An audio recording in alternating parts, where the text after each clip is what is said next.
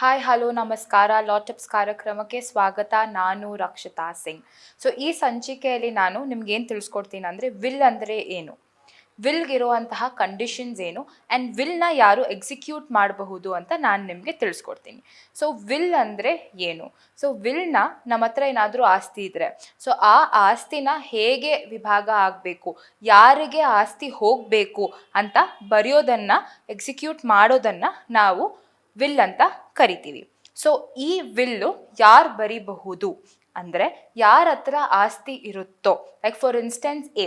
ಅವ್ರ ಹತ್ರ ಇಷ್ಟು ಪ್ರಾಪರ್ಟಿ ಇದೆ.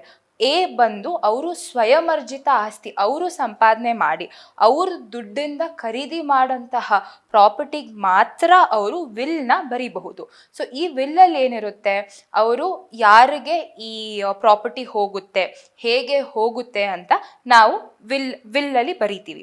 ವಿಲ್ಲು ಯಾರು ಬರೆಯೋಕ್ಕಾಗಲ್ಲ ಅಂದರೆ ಈ ಸ್ವಯಂ ಅರ್ಜಿತ ಪ್ರಾಪರ್ಟಿ ಇರೋರು ಮಾತ್ರ ವಿಲ್ನ ಬರಿಬಹುದು.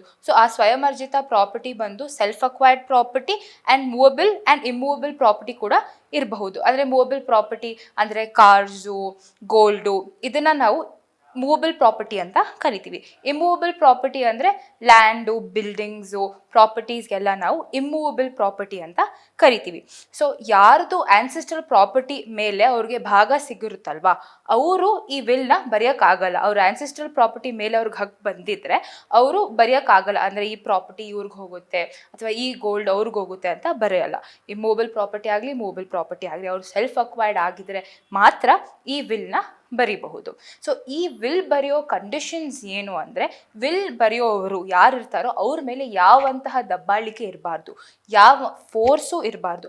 ಅವ್ರ ಸೆಲ್ಫ್ ಇಚ್ಛೆ ಮೇಲೆ ಇದನ್ನು ಅವರು ಬರಿಬೇಕು. ಯಾವುದು ಕೋಯರಿಷನ್ ಇರಬಾರ್ದು ಆ್ಯಂಡ್ ದಬ್ಬಾಳಿಕೆ ಕೂಡ ಈ ವಿಲ್ ಬರೆಯುವಾಗ ಅವ್ರ ಮೇಲೆ ಇರಬಾರ್ದು.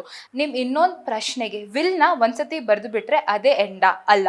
ಅವರು ಬದುಕಿರೋ ತನಕ ಅವರು ಆ ವಿಲ್ನ ಎಷ್ಟು ಸತಿ ಬೇಕು ಅಷ್ಟು ಸತಿ ಅವ್ರು ಚೇಂಜಸ್ ಮಾಡಬಹುದು. ಅವರು ಯಾರು ಚೇಂಜಸ್ ಮಾಡ್ತಾರಲ್ಲ, ಅವರು ಮೆನ್ಷನ್ ಮಾಡಬೇಕಾಗುತ್ತೆ ಏನಂತ, ಈ will is a enforceable will.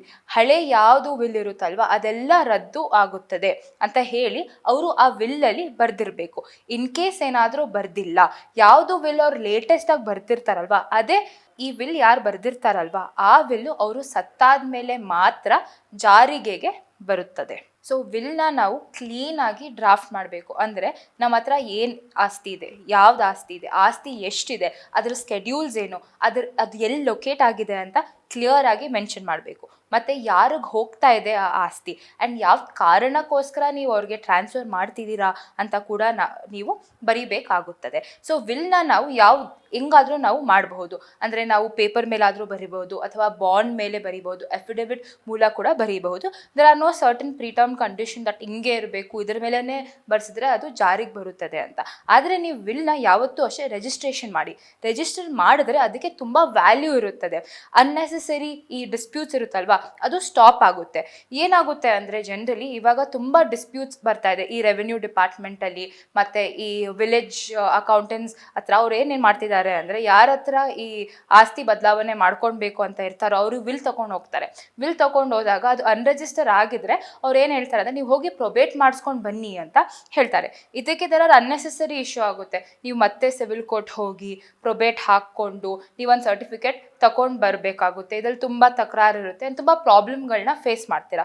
ಇದನ್ನೆಲ್ಲ ಅವಾಯ್ಡ್ ಮಾಡಬೇಕಂದ್ರೆ ನೀವು ವಿಲ್ನ ರಿಜಿಸ್ಟರ್ ಮಾಡಬೇಕು. ಇದು ಯಾಕೆ ತಂದಿದ್ದಾರೆ ಅಂದರೆ, ನಿಜವಾಗ್ಲೂ ತುಂಬ ಜನ ವಿಲ್ನ ಫೇಕ್ ಮಾಡ್ಕೊಂಡು ತೊಗೊಂಡೋಗ್ತಾ ಇದ್ರು ಆ್ಯಂಡ್ ತುಂಬ ಲಿಟಿಗೇಷನ್ಸ್, ತುಂಬ ಕೇಸಸ್ ಬರ್ತಾಯಿತ್ತು ಈ ವಿಲೇಜ್ ಅಕೌಂಟೆಂಟ್ಸ್ ಮೇಲೆ ಮತ್ತು ಈ ರೆವೆನ್ಯೂ ಇನ್ಸ್ಪೆಕ್ಟರ್ಸ್ ಮೇಲೆ ತುಂಬ ಕೇಸಸ್ ಬರ್ತಾಯಿತ್ತು. ಆವಾಗಿಂದ ಅವ್ರು ಏನು ಮಾಡಿದ್ದಾರೆ ಅಂದರೆ, ಪ್ರೊಬೇಟ್ ಸರ್ಟಿಫಿಕೇಟ್ ಇದ್ದರೆ, ಅಂದರೆ ನಿಮ್ಮ ವಿಲ್ ಅನ್ರಿಜಿಸ್ಟರ್ಡ್ ಆಗಿದ್ದರೆ ನೀವು ಪ್ರೊಬೇಟ್ ಸರ್ಟಿಫಿಕೇಟ್ ಮಾಡ್ಕೊಂಡು ಬಂದು ನಿಮ್ದೇನು ಬದಲಾವಣೆ ಇದೆ, ನಿಮ್ಮ ಪ್ರಾಪರ್ಟಿ ರೆಕಾರ್ಡ್ಸ್, ರೆವೆನ್ಯೂ ರೆಕಾರ್ಡ್ಸ್ ನಿಮ್ಮ ಹೆಸರ ಮೇಲೆ ಬರಬೇಕು ಅಥವಾ RTC ಖಾತಾ ಕಂದಾಯ ನಿಮ್ಮ ಹೆಸರ ಮೇಲೆ ಮಾಡ್ಕೊಳ್ಬೇಕಂದ್ರೆ, that respect to that property ನೀವು ಮಾಡ್ಕೊಳ್ಬೇಕಂದ್ರೆ ನೀವು ಪ್ರೊಬೇಟ್ ಸರ್ಟಿಫಿಕೇಟ್ನ ತಗೊಂಡು ಬನ್ನಿ ಅಂತ ಹೇಳಿ ಕಳಿಸ್ತಾ ಇದ್ರು.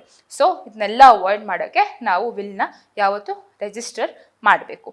Generally there are 2 kinds of will. One is privileged will and ಇನ್ನೊಂದು ಬಂದ್ಬಿಟ್ಟು ನಾನ್ ಪ್ರಿವಿಲೇಜ್ಡ್ ವಿಲ್. ಸೊ ಈ ಪ್ರಿವಿಲೇಜ್ಡ್ ವಿಲ್ ಯಾರು ಮಾಡಬಹುದು ಅಂದರೆ ಈ ಸೋಲ್ಜರ್ಸ್ ಯಾರು ಇರ್ತಾರಲ್ವಾ ಅವ್ರು ಮಾತ್ರ ಈ ಪ್ರಿವಿಲೇಜ್ಡ್ ವಿಲ್ನ ಮಾಡೋಕ್ಕೆ ಅವ್ರಿಗೆ ಅವಕಾಶ ಇದೆ.